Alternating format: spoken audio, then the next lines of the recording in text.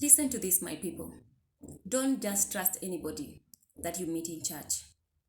Just because you met them on the church building does not mean these people are genuine believer of Jesus Christ.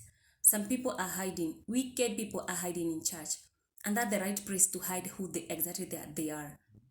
Don't just trust somebody you have met in church. You have met someone within an hour, you have started opening them the doors of your life. You have started inviting them to your home. You have not even taken time to test their spirit. You have not taken time to stay with them, to see their fruits. Because there is so many rotten fruits rotten fruits in church. So many people, they claim to be of God, but behind the scene, they're living double lives. And that's why most of people, you say you don't want to go to church anymore because you went and gave your life, you opened the doors of your life to a wicked person who was hiding in church. I've seen a story of a woman that have been going around. That woman was saying that she have most of her life she has spent in church, but she was a lesbian in church, and she used to sleep with women in church. And she confidently said that she used to sleep with those women in church. And she goes ahead to say that most of them they were even married, and how they used to even organize for those sexual meeting. This is a woman who is staying in church and sleeping around with women in church. And you, a naive person, just a person who is hungry for God, you think just because you meet someone in church, these people are genuine for God.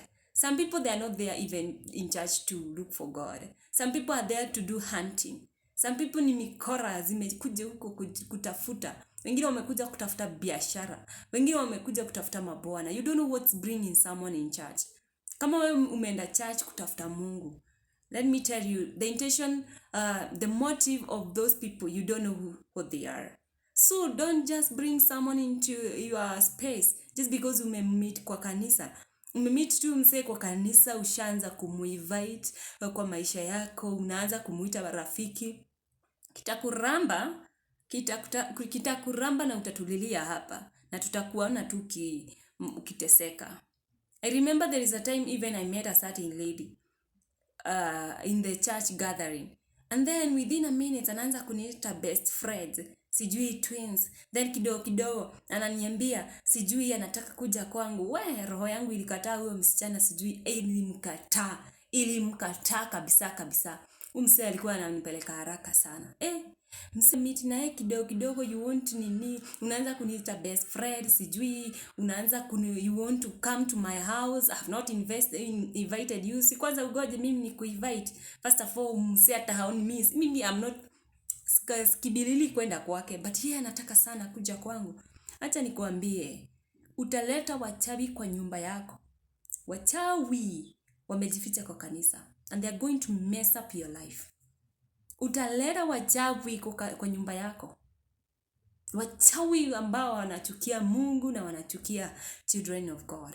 You bring them to your home and they do damage because you are very careless.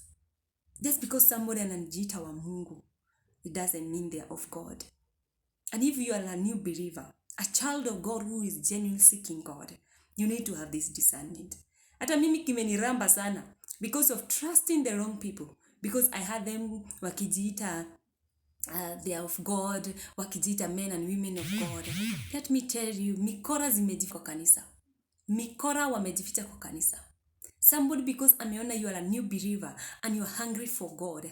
Hapo sasa ndio ana take time kukustudy, and then he or she take advantage of you. Kwanza kwa hizi kanisa za kiroho. Kwa kanisa za kiroho, you need to be extremely careful. Those people, because zinaitwa za kiroho because somebody can also be able to scan you spiritually. Unaingia tu kanisa hivi, alafu unapata wasee wameanza kukuscan spiritually, who you are, what you carry. They can even know, some of them they can even know the money in your bank account. Then with that spiritual information, somebody anaichukua hiyo information, anaanza kukuletea maprofesi za upuzi za kifendure, alafu then anakuambia toa sacrifice, toa sadaka, toa baigu itakuuma. Na nini tu pesa tuko kwa bank umejisevia nyewe ana target. That is what they are targeting. Hizi kanisa za kiroho, some of them they are not even churches, ni shrine. Ni shrine. Imeandikwa hapo kwa kibillboard ni church, but ni shrine. Hiyo ni shrine. The altar is not of God. That's why some of these churches za kiroho unapatanga magonjwa mingi sana na washirika. Divorces, poverty ziko mingi sana. Because I'm telling you, imeandikwa hapo ni church, but si kanisa. The altar, the altar is of a strange God. Na every day unaenda huko, una worship ukifikirianga una worship the real God. Kumbe you are worshiping a strange God. You need to have a discernment as a child of God. Don't trust just anybody. Treat everyone like a suspect. Usi trust kila mtu. Yeah.